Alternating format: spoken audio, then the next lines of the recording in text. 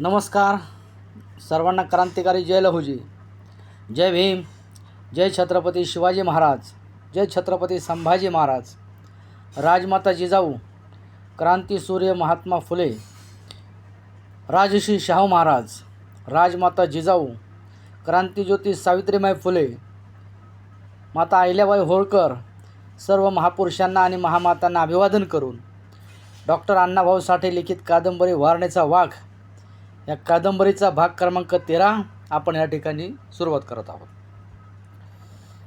अजिंक्य तारा किल्ल्याच्या पायथ्याला अगदी अवघड जागी कलतं बसलेलं सातारा शहर त्या सकाळी बावरून उगवत्या सूर्याकडे पाहत होतं. माणसं उठून आपापल्या उद्योगाला लागली होती, परंतु त्यांच्या हालचालीत जोम नव्हता की दम नव्हता. प्रत्येक माणूस मंद गतीनं चालत होता. उंचावर राहणारी घरघरत खाली येत होती, तर खालून वर चढणारी चढणीचे रस्ते चढून मेटाकुटीला आली होती. महाराजांचे काही चाकर गंभीर मुद्रा करून राजवाड्याकडे सरकत होते. गोऱ्या लष्करांची प्रचंड घोडी पाठीवर धेप्पाड स्वार घेऊन इकडून तिकडे जाताना दिसत होती. त्यांच्या टापा टप टप असा तालबद्ध आवाज ऐकू येत होता. शहराच्या पूर्वेकडील टोकाला ख्रिस्ती लोकांचं देऊळ होतं. त्यांच्या उंच मनोऱ्याची प्रचंड घंटा घणघणत होती. चर्चमधील वातावरण गंभीर झालं होतं. ख्रिस्ती धर्मगुरू, धर्मप्रचारक आलेले होते. ते एकमेकांशी मोजकं आणि हळू आवाजात बोलत बसले होते. चर्चचे मुख्य पादरी रे आल्बर्ट हे आपल्या नेहमीच्याच मंद गतीने सर्व हालचाली करीत होते. ख्रिस्ती मिशनरी शाळेत शिकणारी गोरगरिबांची मुलं घेऊन गर्दी वाढत होती. काहींनी हात पोटाशी धरले होते, काहींचे दात वाजत होते. आल्बर्ट साहेबांची नजर मुलांवरून फिरत होती. ती कुणाला तरी शोधत होती. प्रार्थनेला उशीर होत होता. प्रार्थना झाली की शाळा भरणार होती. सर्व मुलांच्या शेवटी सईचा राजाराम आला. त्याला पाहताच आल्बर्ट हसले. त्यांनी खून करून राजाला जवळ बोलवलं. त्याच्या पाठीवरून प्रेमानं हात फिरवीत ते म्हणाले, जाधव, आज उशीर का केलात? भाकरीची वाट पाहत बसलो होतो, राजानं उत्तर दिलं. मग न्याहारी करून आलात? आल्बर्टने विचारलं. राजानं नकारार्थी मान हलवली आणि आल्बर्टचा चेहरा पडला. आता 7वीत आलेला हुशार देखणा राजा अन्न वाचून कुचमत आहे हे लक्षात घेऊन त्यांना फार दुःख झालं. त्यांनी पुन्हा विचारलं, न्याहारी का केली नाहीत? आज दानं नव्हतं घरी. अरे रे. आल्बर्टांना अधिक दुःख झालं आणि ते शांतपणे म्हणाले, प्रभूला तुमची काळजी आहे. आजपासून तुम्ही इथंच न्याहारी करीत जा. जेवणही इथंच करा. आपल्या शाळेतर्फे सर्व व्यवस्था होईल. हे ऐकून राजाला आनंद झाला. आल्बर्ट साहेब त्याला प्रत्यक्ष देवासारखा भासू लागला. आल्बर्टनं लगेच सर्व ख्रिस्ती कार्यकर्त्याला बोलवून राजाची सर्व व्यवस्था करण्याची आज्ञा दिली आणि राजाचा काळवंडलेला चेहरा उजळला. आल्बर्टच्या मोठेपणानं तो अधिक दिपला. राजाच्या खांद्यावर हात ठेवून आल्बर्ट उठले आणि प्रार्थनेला प्रारंभ झाला. सर्वांनी गुडघे टेकले, डोळ्यांना हात लावले. सर्वजण एका सुरात, एका तालात एक एक शब्द उच्चारू लागले. आमच्या बाप्पा, तू स्वर्गीय आहेस. तुझे नाव थोर हो. तुझे राज्य आम्हामध्ये येवो. तुझी इच्छा जशी स्वर्गी आहे तशी पृथ्वीवर हो. आमची दर दिवसाची भाकर आम्हास दे आणि जसे आम्ही आमच्या अपराधांना क्षमा करतो तशी तू आमच्या अपराधाची क्षमा कर आणि आम्हाला मोहात पडू देऊ नको. वाईटापासून आम्हाला सोडव. आमेन. प्रार्थना संपली. शाळा सुरू झाली. आल्बर्ट साहेब आपल्या खोलीत गेला. राजा वर्गात बसला होता, परंतु त्याचं मन विचारात गुंतलं होतं. आल्बर्ट साहेब माणूस नसून देव आहेत. इथली सर्व माणसं खरंच देवाचे दूत आहेत. इतकी दयाळू माणसं, इतकी प्रेमळ, माणसं जगात फक्त हीच आहेत, यांना तुलना नाही. याच्या मनानं गुणांचं जगात मोल नाही. यांचा धर्म जगात श्रेष्ठ आहे. हा धर्म माणसाला माणूस समजतो, त्याची कणव करतो. दुपारी शाळा सुटली. काही मुलं घरी पळाली. काही बरोबर आणलेल्या भाकरी तिथंच खाऊ लागली. वर्ग शिक्षकानं राजाला भोजनगृहात जेवण नेऊन वाढलं. मटण, अंडी, भात, पाव असं सुंदर जेवण जेवून राजा तृप्त झाला. आजपासून, लहानपणापासून अल्बर्ट साहेबांचा राजावर फार जीव होता. आईबाप दूर सोडून आपल्याकडं आलेल्या मुलांचा, गरिबांचा मुलगा म्हणून ते त्याला जपत होते. आणि राजाही त्या शाळेत रमला होता. ख्रिस्ती वातावरण त्यांच्या अंगवळणी पडलं होतं. दिवसेंदिवस ख्रिस्ती धर्माची त्याची श्रद्धा वाढत होती. त्यानं गळ्यात क्रूसही बांधला होता. अभ्यास करीत असताना ख्रिस्ती धर्मग्रंथ त्यानं वाचून काढले होते आणि तो स्वतःला ख्रिस्ती म्हणून घेत होता. त्याचं बोलणं, चालणं, शाळेतील त्याची वर्तणूक आणि ख्रिस्ती धर्मावरची वाढती श्रद्धा यामुळे अल्बर्ट साहेब राजाचं फारच कौतुक करीत होते. एखाद्या दिवशी राजाला बरोबर घेऊन अल्बर्ट बागेतून फिरत त्यांच्याशी बोलत, हसत आणि अल्बर्टचा त्या प्रेमळ सहवासात राजाला आनंद होई. शाळेला सुट्टी पडली की एखाद्या वेळी राजा कोमजेला जात असे. घरी गेला की तो कसा तरीच वागे. दारापुढील लक्ष्मीचे देऊळ पाहताच त्याच्या कपाळावर आठी चढे. घरातील देवारा पाहून संताप येई. बापाचा भाविकपणा त्याला नकोसा होई. जेवायला बसला की डोळे मिटून ओठातल्या ओठात तो प्रार्थना करी. प्रार्थना संपली की आमेन म्हणून छातीवर क्रूसची खून करून मगच जेवायला आरंभ करे. आपल्या मुलाचं हे वागणं पाहून सई विचारात पडे. हा काय प्रकार आहे? हा राजा असा का वागतो आहे? याचं बोलणं चालणं सगळंच निराळं कसं? पूर्वी हे पोरगं चांगलं होतं आणि जसं जसं मोठं होत आहे तसं तसं अधिकाधिक एक कल्लिका होत आहे. तिला एक प्रकारचं कोडच पडलं होतं. पण सातारची शाळा निराळी, तिथं सारंच निराळं असेल. शहर गावते, तिथलं वागणं असंच असेल असं म्हणून ती सगळं पुन्हा विसरून जात होती. एकाएकी राजा घाई करी आणि साताऱ्याला जाऊन सुटकेचा निश्वास टाके. आज तर राजाचं हृदय उच्चंबळून आलं होतं. त्याच्या पुढील शिक्षणाचा, जेवणाचा आणि वस्त्राचा प्रश्न अल्बर्ट साहेबांनी क्षणात सोडवला होता. त्याला मावशीच्या घराचा, खंडोबाचा, रामाचा कंटाळा आला होता आणि आजपासून आपण इथंच राहायचं असं त्यानं निराधार केला होता. दुपारची सुट्टी झाली होती. पोरं बागेत खेळत होती. राजा मात्र वर्गात बसून अभ्यास करीत होता. अल्बर्टनं खिडकीतून बाहेर नजर टाकली. एका झाडाखाली 15-20 गरीब माणसं बसलेली होती. ते अल्बर्टचीच वाट पाहत होती. अल्बर्टला भेटायला येणारी माणसं रोज त्या झाडाखाली वाट बघत बसत असत. त्या माणसांना बघून अल्बर्ट उठला. राजाला बरोबर घेऊन तो त्या झाडाखाली गेला. तशी ती माणसं उठून उभी राहिली. सर्वांनी जमिनीला डोकं लावून अल्बर्टला अभिवादन केलं आणि ते सर्वजण हात जोडून उभे राहिले. मग ते सगळेच एका दमात आपापलं घराणं सांगू लागले. अल्बर्ट गंभीरपणे म्हणाला, प्रभू तुमचं कल्याण करो. एक एक जण बोला. राजा ते सगळं हाडाचे सापळे पाहत होता. मी मांग जातीचा. त्यांच्यापैकी एक जण म्हणाला, आमच्या गावात मांगासनी पाणी नाही, अन्न नाही. मी गरीब महार आहे. एकाचा एक पाण्याचं तळ आहे. दुसरा सांगू लागला, पण आम्हासनी पाणी मिळत नाही. गावकऱ्यांनी पाणी काढलं, पाणी वाढलं तरच मिळतं. काल माझ्या पोरीनं तळ्याचं पाणी चोरून भरलं आणि तळं बाटविलं म्हणून माझ्या तरण्या ताट्या पोरीला उघडी नागडी करून लोकांनी मारली. मी काय करू? दुसरा एक जण म्हणाला, तुमची चिठ्ठी पोहोचली. आमच्या मांगवाड्यासाठी आडाचं काम चालू झाले, पण आड बांधून काढावं लागलं. मी बी महार आहे. आम्ही सारीच्या सारी ख्रिस्ती धर्मात येतो. आमच्यावर दया करा. आम्हासनी शाळा बांधून द्या, आड द्या आणि आम्हासनी पदरात घ्या. अल्बर्टने सगळ्यांची घराणे ऐकून घेतली.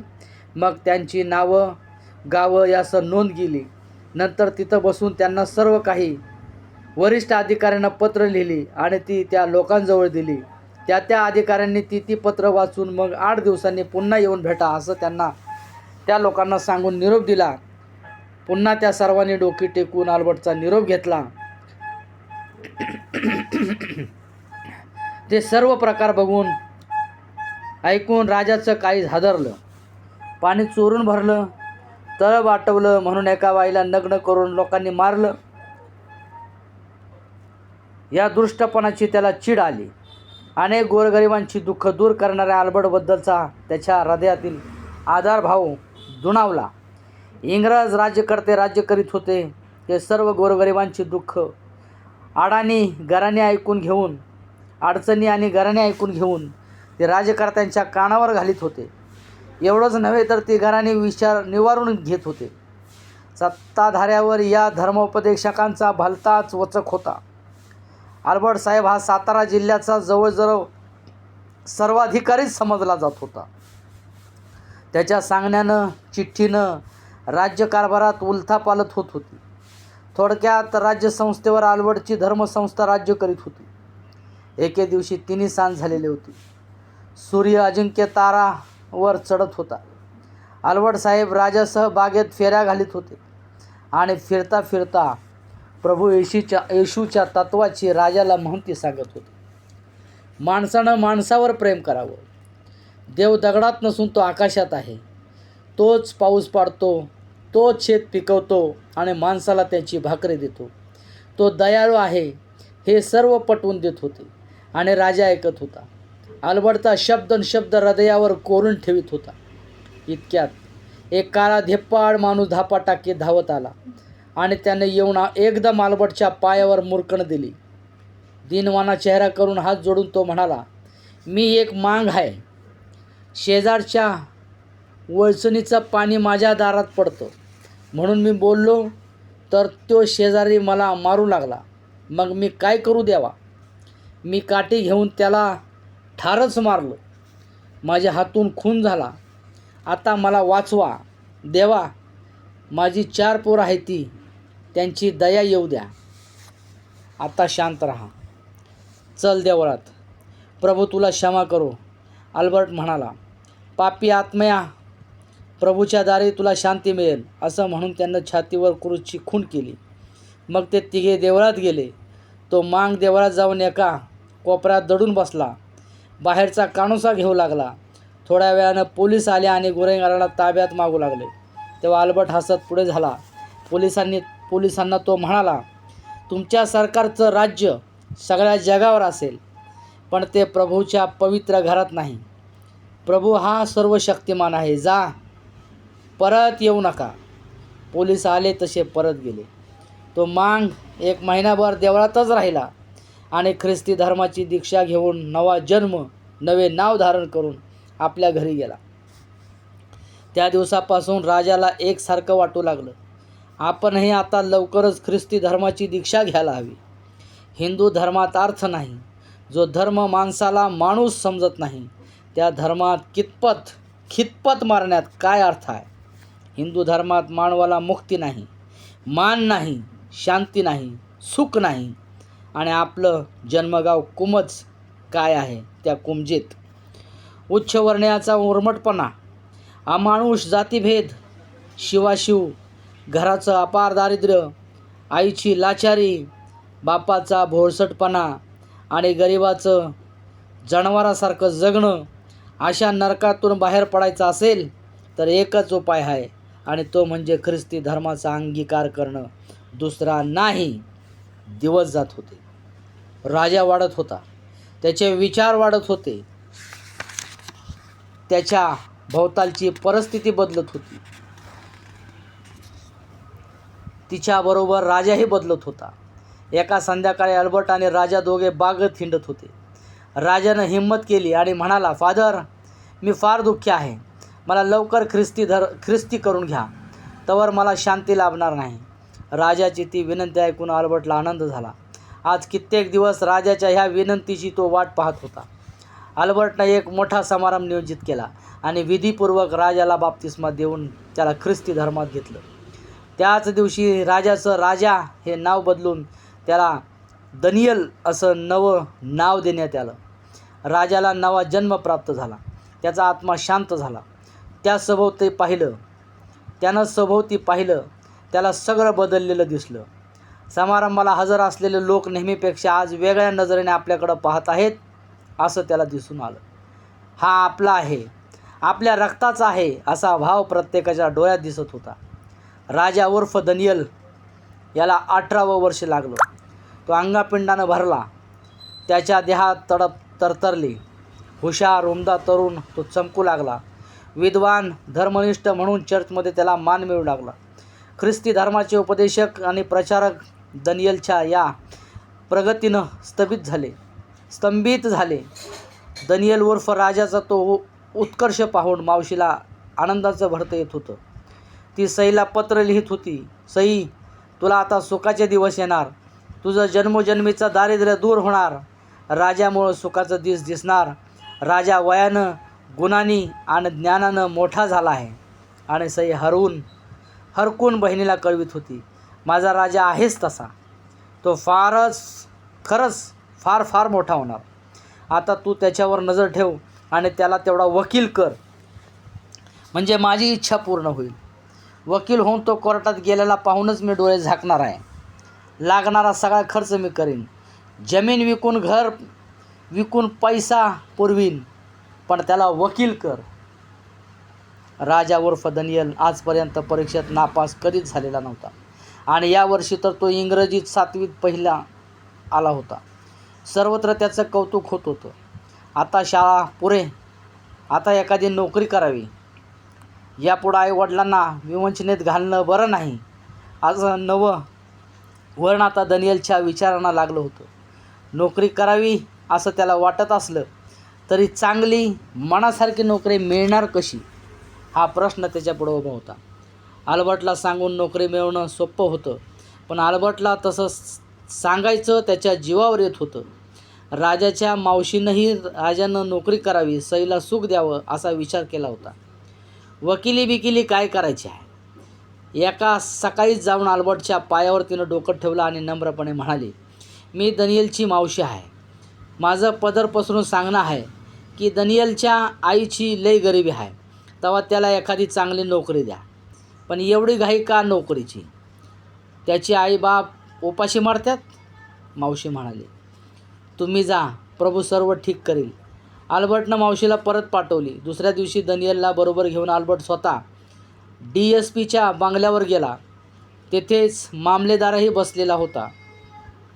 अल्बर्टला आलेला पाहताच ते दोघेही उठून पुढे धावत गेले आणि त्यांनी आदरपूर्वक अल्बर्टला बंगल्यात आणलं. एका सुंदर कोचावर बसवलं आणि ते स्वतः उभे राहिले.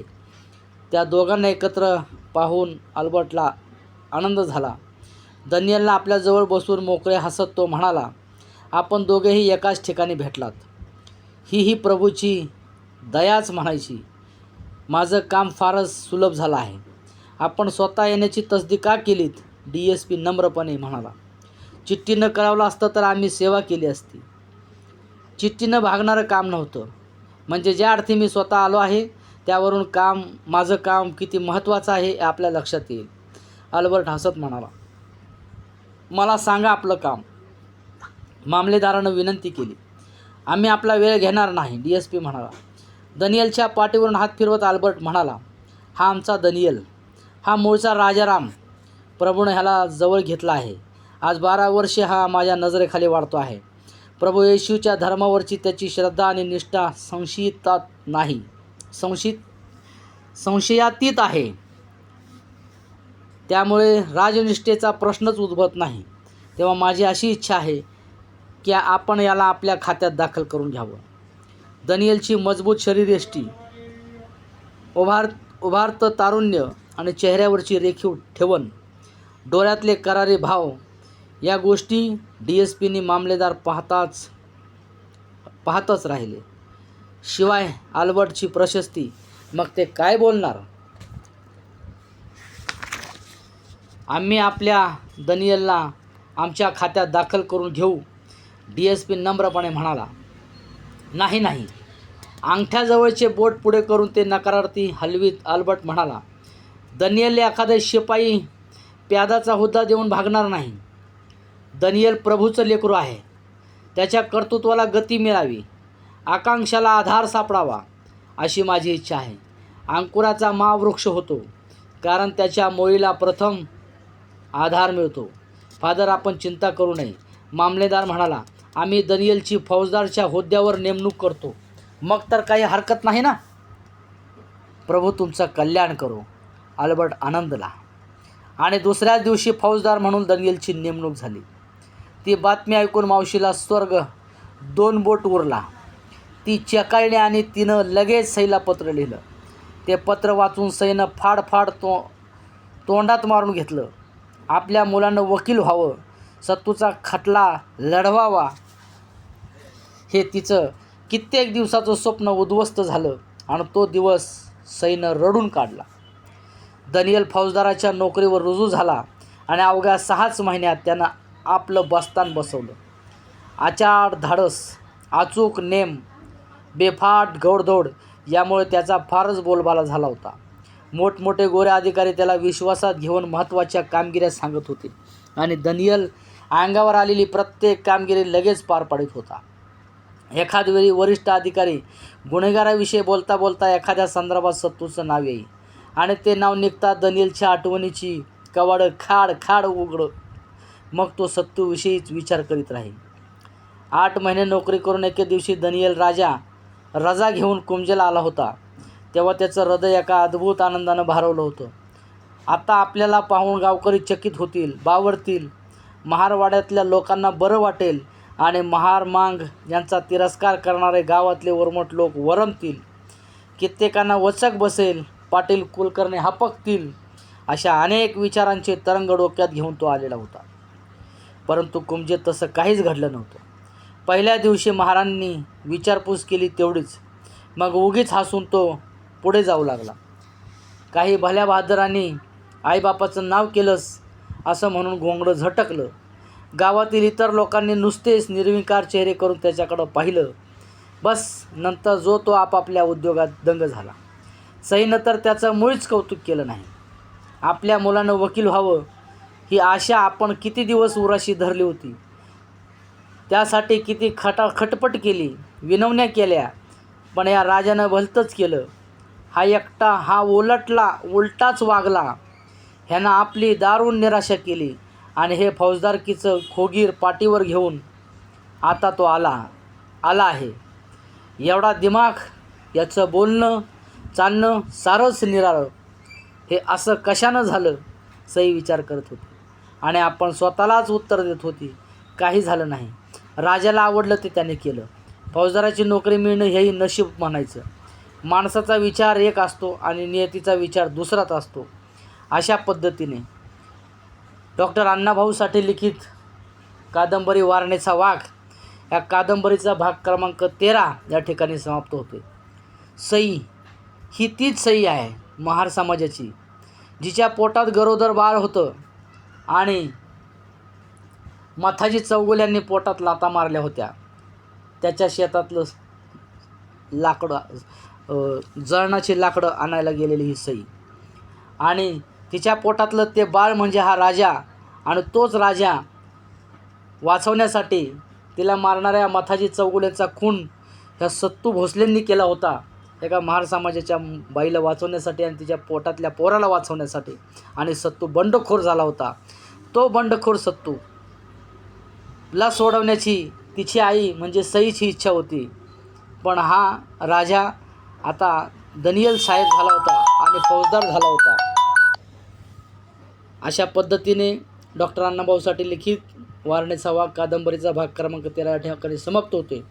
मी आपल्या सर्वांना विनंती करतो की आपण माझ्या चॅनलला सबस्क्राईब करा आणि मला इथून पुढं चांगले व्हिडिओ बनवण्याची प्रेरणा द्या.